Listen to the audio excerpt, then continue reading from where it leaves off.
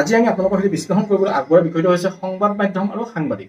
সংবাদ মাধ্যমক দেশৰ গণতন্ত্ৰৰ চতুৰ্থ স্তম্ভ বুলি কোৱা হয়। সংবাদ মাধ্যমৰ যি ভূমিকা সেয়া দেশৰ সমাজ গঠন, গণতান্ত্ৰিক প্ৰক্ৰিয়া প্ৰতিটো বিষয়ে প্ৰতিটো স্তৰতে এক বিশেষ ভূমিকা আছে।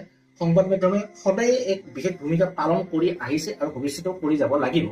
কিন্তু আজিৰ এই যি প্ৰেক্ষাপট, আজিৰ এই প্ৰেক্ষাপটত হঠাৎ এটা উত্থাপন হোৱা প্ৰশ্ন হৈছে যে সংবাদ মাধ্যম অথবা সংবাদ মাধ্যমক চলাই নিয়াৰ যি সাংবাদিকসকল আছে, সেই সাংবাদিকসকল বা সংবাদ মাধ্যমৰ যি জনপ্ৰিয়তা, যি আস্থা, সেয়া সাধাৰণ জনতাৰ মাজত হ্ৰাস পাইছে নেকি? আমি আজি বিশ্লেষণ কৰিম আচলতে এনেকুৱা ধৰণৰ প্ৰশ্নসমূহ কিয় উত্থাপন হ'বলৈ আৰম্ভ কৰিছে।